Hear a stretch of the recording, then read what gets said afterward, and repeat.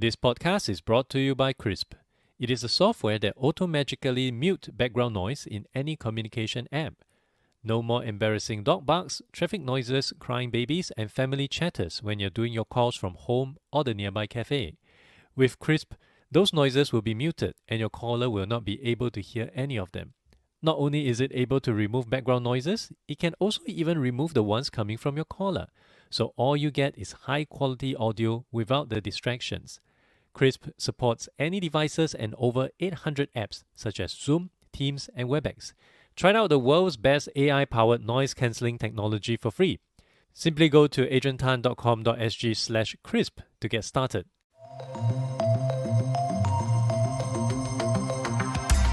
Welcome to the show. I'm Adrian Tan. On the Adrian Tan Show, I speak with experts and thought leaders on issues surrounding the future of work. Many companies would want to hire people based on them having the right values, attitude, and mindset that aligns with the company. But most companies would not even get to see them because they have already weeded them out based on resume. And having seen many of his intelligent friends not even getting a call for such an interview, drove my guest today, Roshan Ravishankar, to find out what went wrong and how this could be fixed. He has since co-founded Vita, a platform that helps recruiters verify candidate soft skills.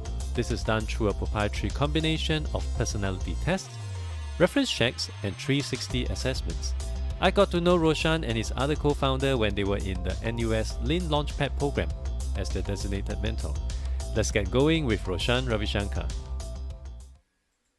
Hi Roshan, thank you for coming onto the show. Hi, Adrian. Very happy to be here. Yeah, it's been a long time since we last catch up, and we got to know each other through the NUS LLP program. But before that, maybe you could start off by helping the audience understand what is it that you do, with your background, and what are you trying to achieve here? Sure, absolutely. So, probably catch the audience up with what Mr. Adrian knows very well about. I am Roshan. I work with Vita Verify, and we're trying to solve the early assessment issue of not knowing the person behind the resume. So, we're backing up your gut feel about a person with human data from the best sources to provide an industry pre-vet candidate.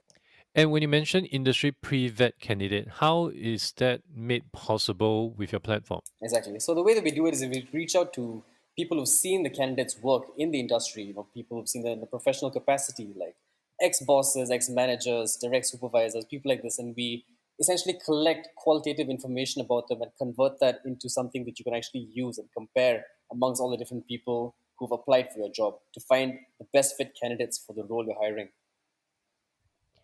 And compared to a typical reference check, so most recently I actually received one. It was sent to me by a step board for one of my ex-colleague, and it just arrived to me in my inbox as a Microsoft Word document that I'm I know. supposed to fill up, tick, and then send back to them. How different would your system be compared to what I just went through? So, what you actually pointed out was what we call the level two stage of a reference check. We've broken down the three simple ways, to understand a bit more about where a company's current position is in the reference checking kind of process. The first stage, of course, would be people who don't conduct any kind of reference check at all. People who don't really reach out to referees or reach out to people who candidates have worked with previously to get any kind of information about them. That would be the first stage. So for them, it's more like educating them about the need of this, why it's really important to look beyond just your interview with the candidates and the kind of wealth of information that actually exists in the minds of these referees and why you should be reaching out to them and trying to collect this information at least in the best way that you can.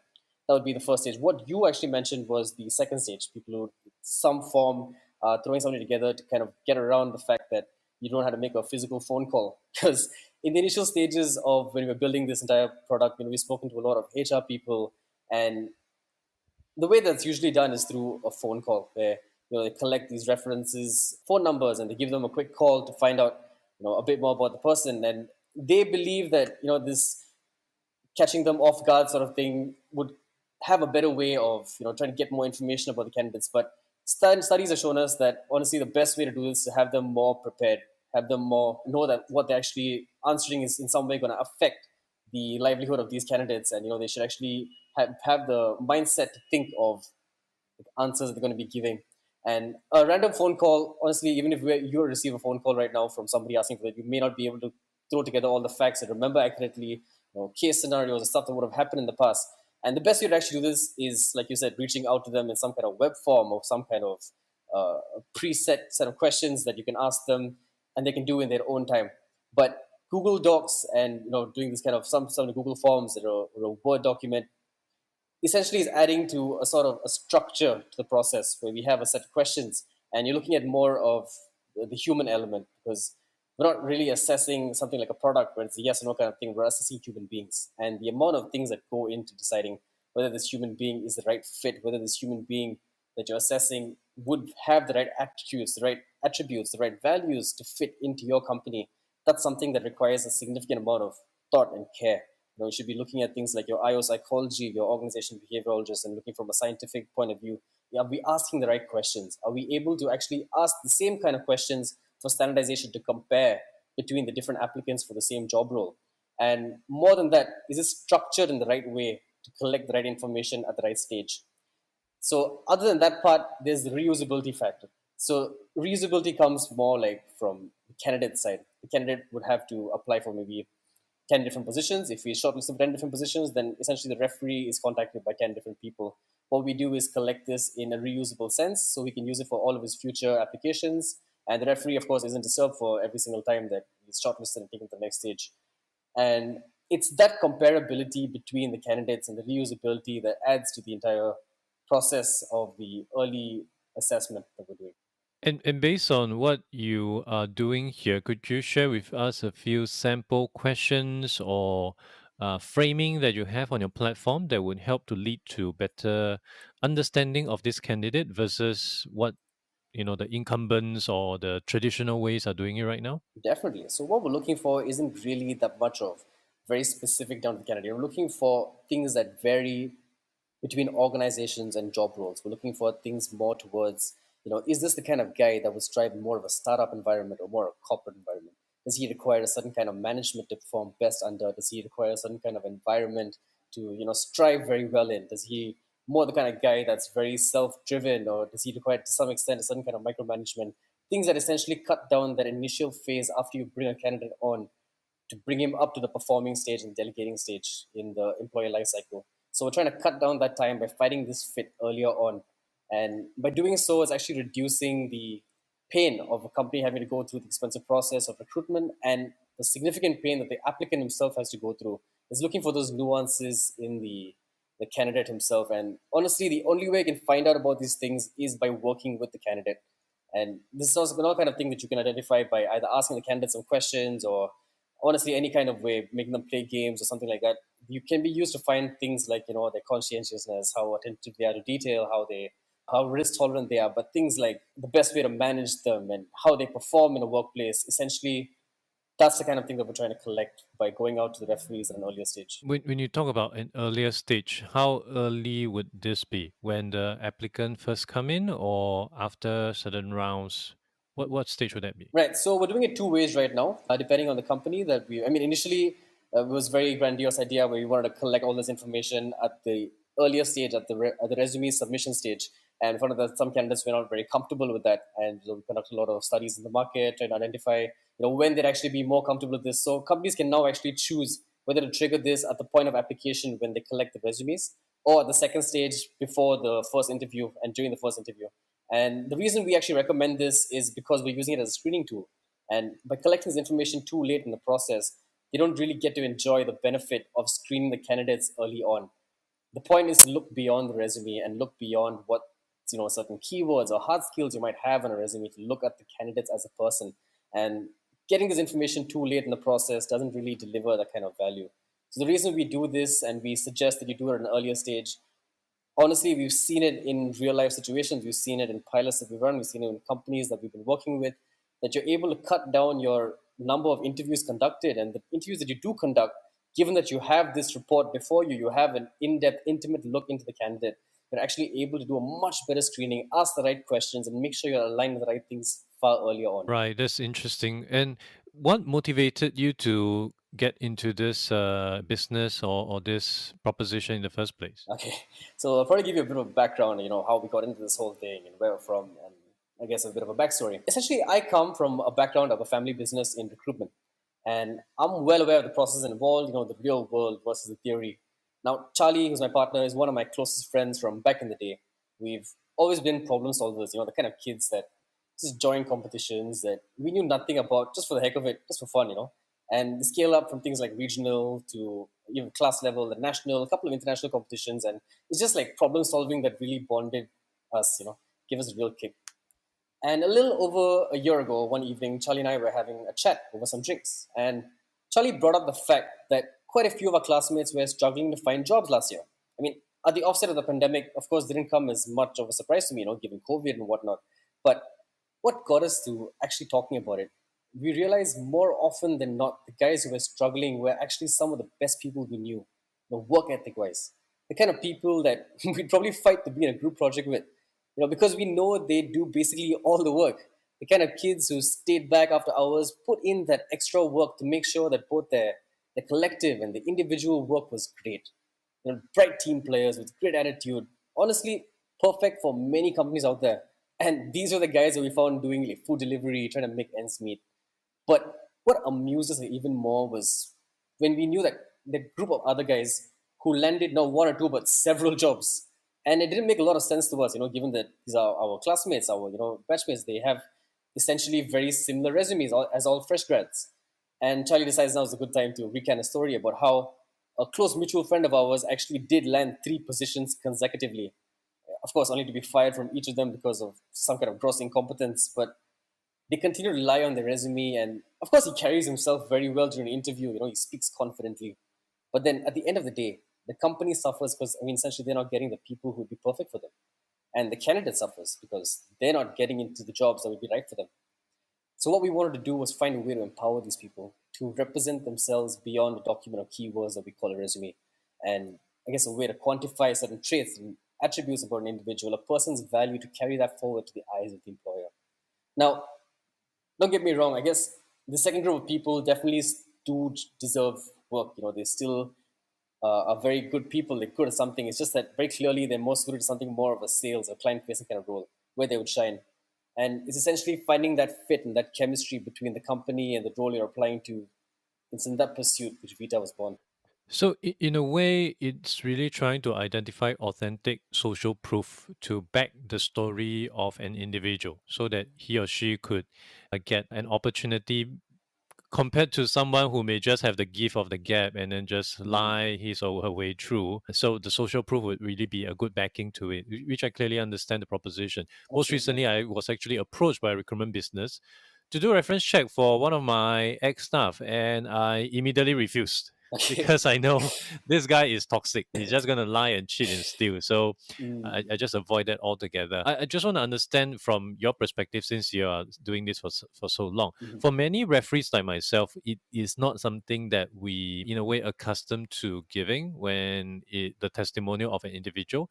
Are there any do and don't or pro and con when it comes to doing all this engagement, especially when you're a referee? Anything to look out for? Anything you should do? Anything you should avoid? Any advice for people like us? Right. So, for a referee point of view, it's more of when a candidate asks you for a reference. The new system that we're trying to implement is trying to get a more of an ongoing basis. Trying to create some sort of a passport, some sort of existing ongoing assessment for the candidates that you'd probably collect at the end of maybe a project or after working with somebody for a while. Something that you develop and you keep going as you go. It's not necessarily specific to a job role, because we feel that even from like a psychology point of view, having somebody write a reference, something specific to a job role, it can be very much skewed, to or against that job role.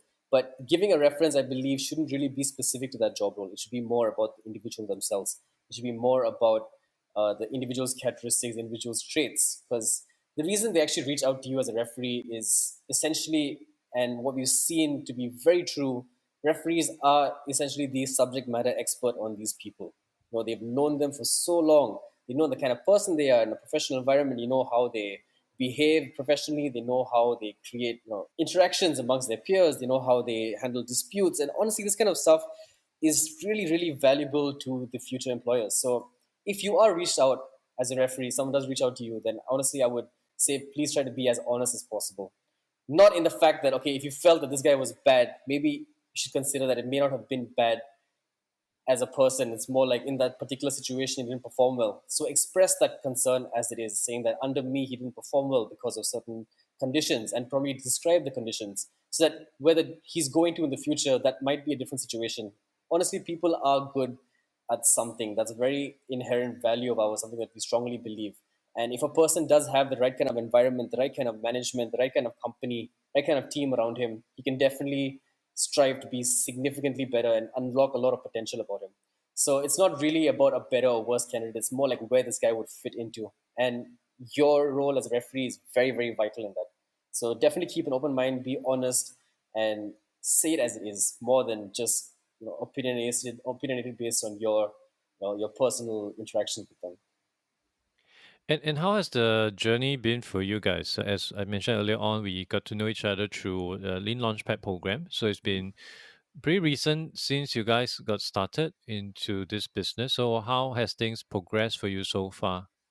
Honestly, it's been very exciting. The entire journey is just really great. We love this field. We love what we're doing. We love the fact that we're able to impact people's lives. And HR tech, I just feel, is such a great industry because you can see very tangibly the effects that you're doing. When you're able to deliver something good, you're able to make a successful match.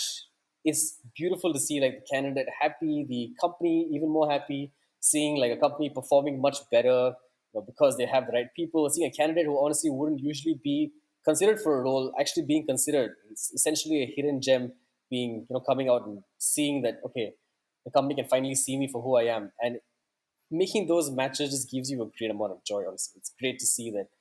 At the same time, it also gives you a great amount of responsibility because you shouldn't be pushing out a product that you don't generally believe in. If you really don't feel like you're adding significant value to the process, I feel like it's significantly broken, and you shouldn't be doing that. It's something that you should be putting a lot of thought into continuously, honestly pivoting, just refining and refining your solution. And I strongly believe it's prerogative of any good company that's looking to make good value to pivot as and when you realize that, okay, something here can be changed, something here can be refined. That's something that's ongoing and should never stop. And even like one of our recent clients, like an example, in the last pilot that we ran was a local fintech company, and they're in constant search of quality software developers. They're scaling, and so they're opening new positions every month. Now their developers, they literally have to spend about 3 hours every day interviewing potential candidates. That averages around 10 interviews per week. Now consider this with like a developer schedule, a 1 hour stand-up meeting in the morning, a prolonged lunchtime, and along with these additional tasks, their productive hours are essentially reduced to about 3 hours a day. This is a huge problem. Now, these were candidates that were already pre-shortlisted by agencies, so it doesn't really solve the inherent issue. But after we work with them, we understand their pain. We found out how we can add value to them, how we can help them shortlist better, make sure that they're interviewing the right guys, are able to screen them in a better fashion. With Vita and Play, essentially, having these candidates' qualities vet objectively, they conduct significantly less interviews, and it got such a good cultural match actually in this particular case that they're actually able to hire 8 out of the 10 people that they interviewed because they found that fit so well. They rejected the unfit candidates before the interview stage. And aside of this, that we actually didn't expect was we saw happier developers because they're meeting, like we said, more of these hidden gems that may not have the best resumes but are actually honestly the right people for the team. Right. So the way it works essentially is to bring in more talents, or rather untapped talents into the business, which I guess in a way, like the sporting arena, you want to play in the same league with Exactly. other talents so that it makes sense and it's more interesting for you. And Exactly. and given that you are early in your stage and you mentioned about pivot, so what are some of the preconceived notion that you brought into this when you first started, which you subsequently drop or change your mind entirely as you went along the way? I mean, there's been quite a few, honestly, because when we initially came in here, we honestly, like you heard our story recently, we wanted to help the candidates. We wanted to make sure that the candidates were able to represent themselves better and make sure that's completely user centric. But we didn't really consider the company side at all, the enterprise side. We're completely user centric. Like, okay, we need to help the users. But then as we worked on the user side, we actually realized that unless the company really wants the information, unless they're really asking for the information, ready to take this information seriously, it doesn't really make sense for the candidates to be collecting this and pushing it onto the companies. So then we had to make that pivot to understand that, okay, companies really need to want this before we're actually able to push it to the users. Then we started working with the companies to understand their needs, their wants, how they're currently doing things. That was a very early, I would call it a pivot early on. It's not really a pivot, it's more like another way of looking at the same solution that we're working on. And things are changing along the way. We started off with a very basic system where we're just collecting, manually going out and collecting references in a very non-scalable way. We've heard all the startup advice of physically going out and collecting it ourselves, but then building it up to a platform and then getting that feedback. So one of the early things that we think we did really well was running those pilots. We ran a couple of pilots where we identified certain companies that really cared a lot about their talent. They cared about a cultural fit, making sure that the person they're bringing on is actually a great person and making sure that the fit exists. And we identified these companies and worked with them for a couple of pilots and got very key feedback, things about the platform, whether there's something simple, like the features may not be the right features. Certain features that they use more than others, certain features that they don't really use that much, things that they feel, okay, I wish I could do this. And getting that feedback to continually make the system a little better, making it slightly better, more convenient, finding out things that companies care about, like the candidate experience and how important that is from both points of view, but at the same time not making it so easy such that it makes it as easy, I guess, like in LinkedIn Easy Apply, where you literally end up with thousands of applications in your inbox, and the only way to sort through them is essentially a control F kind of function looking for keywords. So it's like making sure you have the right candidate experience, making sure that all this information is collected, it's more comparable, it's more what kind of metrics they're looking for, what kind of how do you actually identify the success of a product like this. From industry wise, and all the initial research that we did, we found a lot of companies in this space where quantifying a bad hire, which I feel is a pretty arbitrary number, and quantifying a bad hire and saying, okay, we're helping you reduce chances of a bad hire, and it didn't really make a lot of sense where that number was coming from. So what we wanted to do was identify where actually the real value is being added. So in these pilots, again, we went out, we worked with the companies, we found out like where the significant changes, and that's where we came up with we noticed actually the interview success rate being significantly higher. It's identifying those where the real value is being added, where it should be, where in the recruitment funnel should this exist, when's the right time to collect the information, to present it, to use this as an interview tool or use it as more of a screening tool. And it's a continuing learning journey, and the pivots are honestly very interesting. It's very careful to consider seeing the trends, making sure that it's not just one person asking for a feature, but it's actually the entire market that says, okay, this is something that needs to be on this platform. It's a very interesting process, that part of it.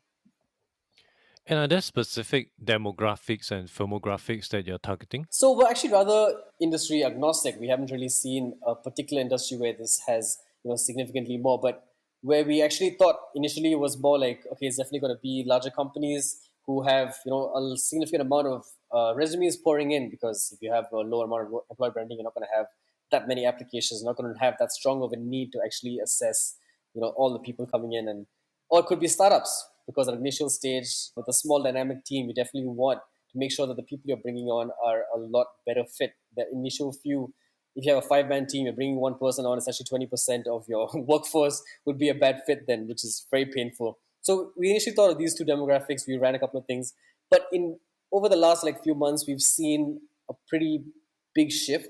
We have people reach out to us from the SME sector, from places that we honestly didn't think, that traditional places that we didn't think they would actually care about this kind of assessment, this kind of looking at employees more objectively. But I guess because of COVID and the pandemic, it opens up the entire workplace to more of a global marketplace. So people are trying have access to a much wider pool of talent, and it's assessing this wider pool of talent that pushes technology adoption, at least in the HR tech sphere that we've noticed. So ideal target customer wise is very vast. We've actually even seen people from the executive side, a couple of C-suite people who are using it for their self-development. They've least approached us for it, saying, "Can I please use this to self-assess myself? Get all my 360s done and use this to identify where my weaknesses are." So it's a very vast target audience kind of risk. And for companies that are keen to understand more, how do you charge for your platform? Is it on a subscription basis or is it on a per use basis? So we don't charge the candidates anything, and we work on a subscription model for the companies. And most solutions we've seen charge per reference check or per job or something like that. But we feel that there's an additional burden on the company for each of these jobs. For every time they want to fill a particular job role, the amount of cost just mounts up. So we had a lot of discussions to think what would the best way to work around this be, and it's more like an ongoing assessment. So we have a monthly subscription that we charge the companies. And for the pandemic, obviously, it had an impact on a lot of businesses out there. And you started actually right in the middle of Yep. it. How has that affected your business and in terms of engagement, in terms of even your product usage? Has that affected anything at all? Definitely. I mean, as a business born out of the pandemic, we've had the privilege, I guess, of learning to cope on the job. And in the early stages, we were warned by multiple people, just and multiple times, honestly, everywhere we went, they're saying stay away from talent assessment. That talent acquisition is a place you really don't want to be right now because hiring is going to slow down, because of COVID and this and that. But that's honestly exactly the problem we were trying to solve, making a more efficient TA process. So we doubled down, we got to work, and found that companies that were going completely remote, because of this larger pool of talent, the global scale that has essentially gone to, you can now actually compare a local hire to somebody sitting in another part of the world. And this completely opens up the talent pool available to you. It's no longer looking at a particular person who's working in your demographic. It's a much vaster skill set, much vaster, set of requirements. And it's in this that actually comes the importance for assessing the candidates' personalities, because you don't really have the privilege of getting to work with them or luxury to see how they work in a workplace, kind of sit next to them and guide them through the onboarding process, guide them through their work process. You don't really have that privilege anymore. So it's more like assessing these candidates and trying to get a more in-depth, as much as possible, a more intimate view of these people and make sure that they're the right people for you, because you don't really have much tying you to them at an earlier stage. And as we move into this 2021, what's next on the roadmap? Well, recently we've been working with educators like in the universities, local universities, and a student we've noticed actually technically does, as a student-led startup. This is actually one of the key areas we're trying to solve. A student typically does about 4 to 5 internships throughout their 4 years. So we're helping them collect an objective assessment from people who they've worked with, and these reports are then used by the school to help them identify weaknesses in the students, and upskill them. Other than that, also using this for their future employments, making sure that an individual graduating from university actually has something about him to stand out, something over and above a resume. Because, like, any fresh grad, you take like 20 resumes, pack them out, there's not really much telling them apart. It's very similar. They have one line saying that, I went to so and so university, graduated from so and so, maybe a GPA and a bit of like CCA and things like that. But essentially, nothing really telling them apart. So we're trying to add value over there from a university point of view.